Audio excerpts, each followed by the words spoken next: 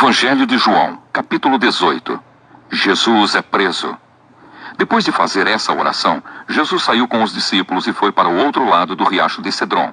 Havia ali um jardim, onde Jesus entrou com eles. Judas, o traidor, conhecia aquele lugar, porque Jesus tinha se reunido muitas vezes ali com os discípulos. Então Judas foi ao jardim com um grupo de soldados e alguns guardas do templo mandados pelos chefes dos sacerdotes e pelos fariseus. Eles estavam armados e levavam lanternas e tochas. Jesus sabia de tudo o que lhe ia acontecer. Por isso caminhou na direção deles e perguntou: "Quem é que vocês estão procurando?" "Jesus de Nazaré", responderam. "Sou eu", disse Jesus. Judas, o traidor, estava com eles.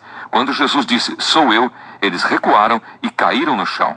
Jesus perguntou outra vez: "Quem é que vocês estão procurando?"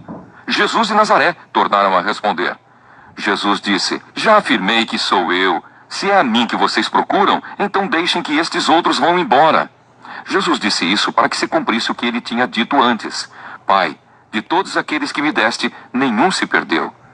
Aí Simão Pedro tirou a espada, atacou um empregado do grande sacerdote e cortou a orelha direita dele. O nome do empregado era Malco. Mas Jesus disse a Pedro: "Guarde a sua espada. Por acaso você pensa que eu não vou beber o cálice de sofrimento que o Pai me deu?" Jesus diante de Anás. Em seguida, os soldados, o comandante e os guardas do templo prenderam Jesus e o amarraram. Então o levaram primeiro até a casa de Anás. Anás era o sogro de Caifás, que naquele ano era o grande sacerdote. Caifás era quem tinha dito aos líderes judeus que era melhor para eles que morresse apenas um homem pelo povo. Pedro nega Jesus. Simão Pedro foi seguindo Jesus junto com outro discípulo. Esse discípulo era conhecido do grande sacerdote e por isso conseguiu entrar no pátio da casa dele junto com Jesus. Mas Pedro ficou do lado de fora, perto da porta. O outro discípulo, que era conhecido do grande sacerdote, saiu e falou com a empregada que tomava conta da porta. Então ela deixou Pedro entrar e lhe perguntou: "Você não é um dos seguidores daquele homem?" "Eu não", respondeu ele. Por causa do frio, os empregados e os guardas tinham feito uma fogueira e estavam se aquecendo de pé em volta dela. Pedro estava de pé no meio deles, aquecendo-se também. Jesus diante do grande sacerdote. O grande sacerdote fez algumas perguntas a Jesus a respeito dos seus seguidores e dos seus ensinamentos. E Jesus respondeu: "Eu sempre falei a todos publicamente. Ensinava nas sinagogas e no pátio do templo, onde o povo se reúne, e nunca disse nada em segredo. Então por que o Senhor está me fazendo essas perguntas? Pergunte aos que me ouviram, pois eles sabem muito bem o que eu disse a eles." Quando Jesus disse isso, um dos guardas do templo que estavam ali deu-lhe uma bofetada e disse: "Isso é maneira de falar com o grande sacerdote?" "Se eu disse alguma mentira, prove que menti", respondeu Jesus. "Mas se eu falei a verdade, por que é que você está me batendo?" Depois Anás mandou Jesus, ainda amarrado, para Caifás, o grande sacerdote. Pedro nega Jesus outra vez. Pedro ainda estava lá de pé, aquecendo-se perto do fogo. Então lhe perguntaram: "Você não é um dos seguidores daquele homem?" "Não, eu não sou", respondeu ele. Um dos empregados do grande sacerdote, parente do homem de quem Pedro tinha cortado a orelha, perguntou: "Será que eu não vi você com ele no jardim?" E outra vez Pedro disse que não. E no mesmo instante, o galo cantou. Jesus diante de Pilatos. Depois, levaram Jesus da casa de Caifás para o palácio do governador romano. Já era de manhã cedo. Os líderes judeus não entraram no palácio porque queriam ficar puros, conforme a religião deles, pois só assim poderiam comer o jantar da Páscoa. Então o governador Pilatos saiu, foi a encontrar-se com eles e perguntou: "Que acusação vocês têm contra este homem?" Eles responderam: "O senhor acha que nós lhe entregaríamos este homem se ele não tivesse cometido algum crime?" Pilatos disse: "Levem este homem e o julguem vocês mesmos, de acordo com a lei de vocês." Então eles responderam: "Nós não temos o direito de matar ninguém." Isso aconteceu assim para que se cumprisse o que Jesus tinha dito quando falou a respeito de como ia morrer.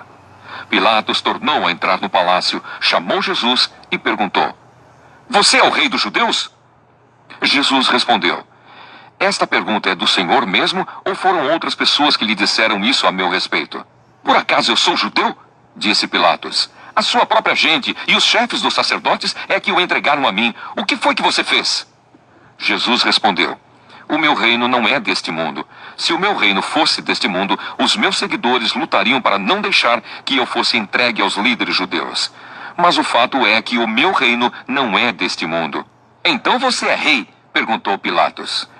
É o Senhor que está dizendo que eu sou rei, respondeu Jesus. Foi para falar da verdade que eu nasci e vim ao mundo. Quem está do lado da verdade ouve a minha voz.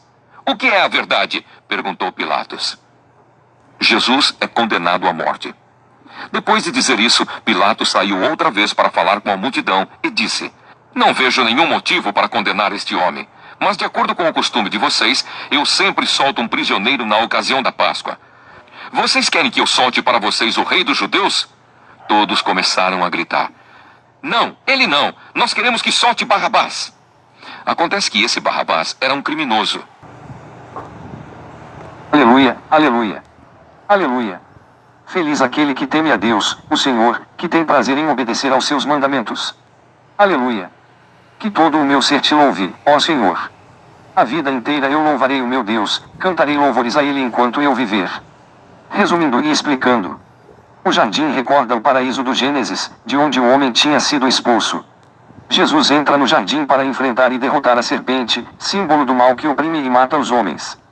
Ninguém tem poder para prender Jesus ou defendê-lo. Ele é preso porque entrega livremente a própria vida, cumprindo até o fim a missão que o Pai lhe confiou. O testemunho dado por Jesus está entre as negações de Pedro. Há um contraste de atitudes. Antes Pedro usará a violência e Jesus se entregará livremente. Agora Jesus corajosamente dá testemunho diante das autoridades, sem nada negar de sua atividade anterior. Pedro, ao contrário, nega covardemente sua condição de discípulo e seu passado de adesão a Jesus. Jesus terminou o tempo da sua atividade terrestre. Agora seu testemunho deve ser continuado pelos seus seguidores. Os representantes do poder religioso e do poder político se encontram para resolver o caso Jesus de Nazaré. É a véspera da Páscoa, a festa da libertação, transformada agora em mero rito. As autoridades dos judeus já decidiram a morte de Jesus, querem apenas a aprovação de Pilatos. Jesus confirma que é rei. Sua realeza, porém, não é semelhante à dos poderosos deste mundo. Estes exploram e oprimem o povo, enganando-o com um sistema de ideias, para esconder sua ação. É o mundo da mentira. Jesus, ao contrário, é o rei que dá a vida, trazendo aos homens o conhecimento do verdadeiro Deus e do verdadeiro homem. Seu reino é o reino da verdade, onde a exploração dá lugar à partilha, e a opressão dá lugar à fraternidade. O bandido Barrabás é símbolo da violência que busca o poder, que perpetua o modo de ser dos reinos deste mundo. As autoridades preferem Barrabás, porque a pessoa de Jesus põe em risco os reinos deste mundo. E fazer o bem. Irmãos, em nome do nosso Senhor Jesus Cristo, ordenamos a vocês que se afastem de todos os irmãos que vivem sem trabalhar e que não seguem os ensinamentos que demos a eles. Vocês sabem muito bem que devem seguir o nosso exemplo, pois não temos vivido entre vocês sem trabalhar. Não temos recebido nada de ninguém sem pagar. Na verdade, trabalhamos e nos cansamos. Trabalhamos sem parar dia e noite, a fim de não sermos um peso para nenhum de vocês. É claro que temos o direito de receber sustento, mas não temos pedido nada a fim de que vocês seguissem o nosso exemplo. Porque quando estávamos aí, demos esta regra: quem não quer trabalhar, que não coma. Estamos afirmando isso porque ouvimos dizer que há entre vocês algumas pessoas que vivem como os preguiçosos, não fazem nada e se metem na vida dos outros. Em nome do Senhor Jesus Cristo, ordenamos com insistência a essas pessoas que vivam de um modo correto e trabalhem para se sustentar. Mas vocês, irmãos, não se cansem de fazer o bem.